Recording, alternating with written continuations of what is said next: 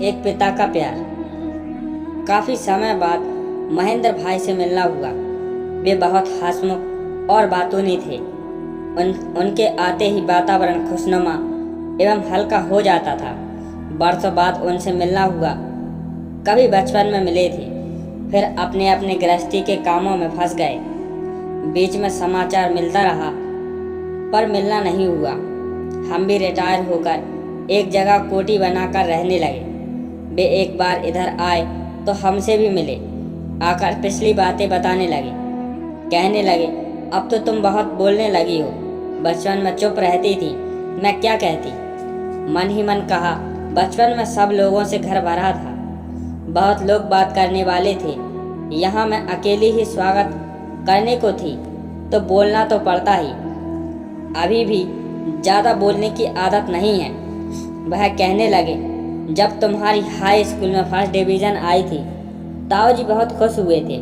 उन्होंने एक हंडिया भरकर लाल रसगुल्ले हमारे पास भिजवाए थे। तुम्हारे पास होने की खुशी में वे बहुत चाहते थे कि तुम्हारी फर्स्ट डिवीज़न आए, और तुमने फर्स्ट डिवीज़न पा ली। उनकी बातें सुनकर बहुत अच्छा लगा। मुझे इस बात का पता नहीं था कि बाबूजी ने मेरे प्रथम श्रेणी में पास होने की खुशी में महेंद्र भाई के घर रसगुल्ले भिजवाए थे। महेंद्र भाई के पिताजी को हम लोग चाचा जी कहते थे।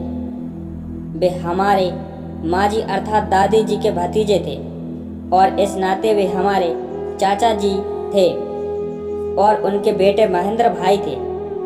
उनसे इस तरह नज़दीक का रिश्ता था। महेंद्र भाई तो बात करके चले गए। मुझे कुछ रुपए भी दे गए कि बहन के घर आया हूँ पहली बार। मना करने पर भी नहीं माने।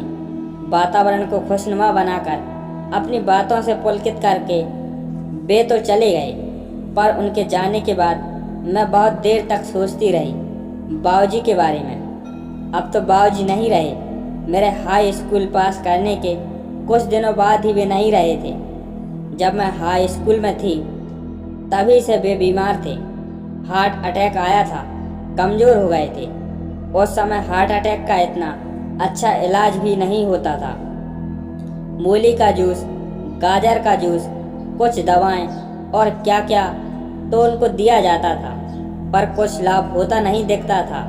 वे पलंग पर लेटे रहते थे। हमारी माँ हमको बाबूजी के पास बैठने को भेजती थी। हम भाई बहनों में से कभी कोई जाकर बैठता था, कभी कोई। कभी मैं जाकर बैठती थी।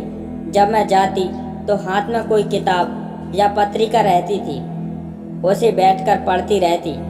बाबूजी कुछ नहीं पूछते थे। फिर मेरी 10वीं की बोर्ड की परीक्षाएं शुरू हो गईं।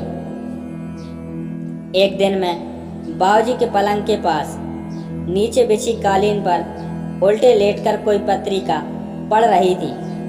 बाबूजी ने पूछा, तुम्हारी परीक्षा शुरू हो गई है? मैंने कहा, हाँ। वे बोले, अब कब पेपर है? मैंने कहा, सोमवार को पेपर है। तो वे बोले, सोमवार को पेपर है और तुम क्या पढ़ रही हो? मैंने कहा, धर्म युग है, नया आया है। बाबूजी बोले, इम्तहान की तैयारी क्यों नहीं कर रही हो? हम सबसे कहते हैं कि तुम बहुत होशियार हो, अच्छी डिवीज़न नहीं लाओगी तो कैसा लगेगा? अपने पेपर की तैयारी करो, धर्मयुग तो बाद में भी पढ़ लोगी। मैं क्या कहती, बात सच थी। मैं इम्तहान कभी भी गंभीरता से नहीं लेती थी। मेरा उपन्यास पढ़ना या पत्र पत्रिकाएं पढ़ना कभी नहीं छूटता था। मैंने कहा, सोमवार को ड्राइंग का पेपर है, उसमें क्या पढूं, क्या करूं? मेरी समझ में कुछ नहीं आता। उसमें पढ़ने को क्या है? बाबूजी ने कहा, ड्राइंग की ही प्रैक्टिस करो। मैंने कहा, मुझे नहीं पता क्या करना है। बाबूजी ने लेटे लेटे ही कहा, मैं सनातन धर्म कॉलेज के आर्ट में मास्टर पन्ना लाल जी को बुलवा देता हूँ। वे तुमको ड्राइंग के बारे में समझा बता देंगे। मैं गर्ल्स स्कूल में पढ़ती थी, वहाँ लेडी आर्ट टीचर थी। पन्ना लाल जी क्या बताएंगे ड्राइंग में? मैंने सोचा, फिर भी मैं चुप रही। सोचा बाबूजी कह रहे हैं तो देखते हैं कि पन्ना लाल जी क्या बताएंगे। इससे पहले मैंने ना उनका नाम सुना था न देखा था। बाबूजी ने पन्नालाल जी को बुलवा दिया। तभी वह दिन शनिवार था, दूसरे दिन रविवार और सोमवार को ड्राइंग का पेपर ही था। पन्नालाल जी आए। वृद्धावस्था को छूती उम्र थी। लंबी दाढ़ी, अधपकी सी काले केसों के साथ सफेद केस भी थे।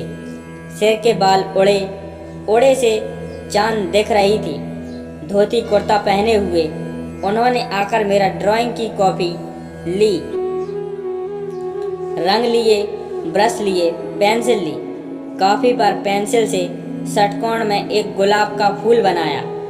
उसमें बहुत सुंदर गुलाबी रंग भरे। बहुत अच्छा शेड दिया। मुझे शेड करना बताया। उसकी टहनी बनाई, पत्ते बनाए। मैंने कहा, इस गुलाब के फूल से मैं क्या बनाऊंगी? ड्राइंग के पेपर में तो त्रिकोण में या गोल घेरे में या चतुर्भुज में कोई डिजाइन बनाने को कहा जाएगा। पन्नालाल जी ने समझाया, इसी फूल को तुम सब तरह से इस्तेमाल कर सकती हो। उन्होंने उसे त्रिकोण में, चौकोर में, गोल घेरे में फिट करके दिखाया।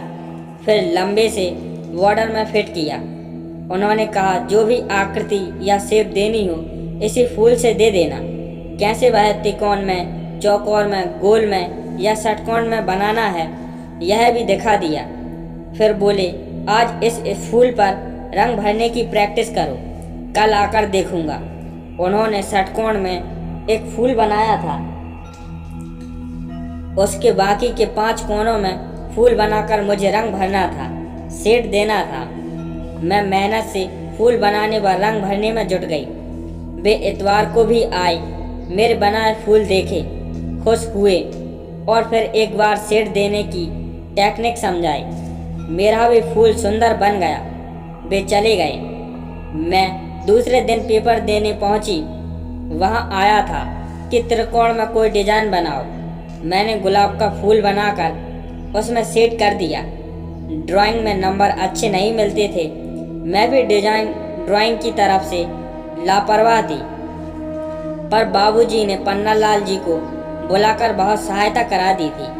उन्होंने ड्राइंग का मेरा डर दूर किया और आत्मविश्वास दे दिया। जब रिजल्ट आया और मेरी मार्कशीट आई तो देखा कि ड्राइंग में बहुत अच्छे नंबर थे, फर्स्ट डिवीज़न से भी ज़्यादा।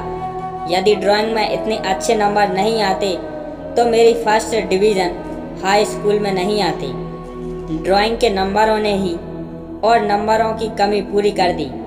मेरी फर्स्ट डिवीज़न का श्रेय बाबूजी को था। बाबूजी ने बीमार होते हुए भी बिस्तर पर पड़े भी मेरा इतना ख्याल रखा और ड्राइंग मास्टर जी को बुलवा दिया। ड्राइंग मास्टर पन्नालाल जी ने इतना अच्छा रंग भरना व गुलाब का फूल बनाना सिखा दिया। बाबूजी ने उस बीमारी में भी मेरी फर्स्ट डिवीज़न आने की खुशी में मिठाई बंटवाई। यह बात मुझे उस घटना के इतने वर्षों बाद पता चली। महेंद्र भाई से बाबूजी के प्यार की व संभाल की याद आते ही मेरे नेत्र गीले हो गए। हृदय भर आया। मैं कितनी लापरवाह थी और बाबूजी ने कितनी संभाल की। एक बार भी मुझे यह पता नहीं लगने दिया कि मेरी प्रथम श्रेणी में उनका ही योगदान था। मेरी ही तारीफ करते रहे कि मेरी बेटी बहुत होशियार है पढ़ाई में। पिता का वात्सल्य क्या था यह उस समय पता नहीं चलता, बाद में पता चलता है, तब समय नहीं रहता कृतज्ञता ज्ञापित करने का।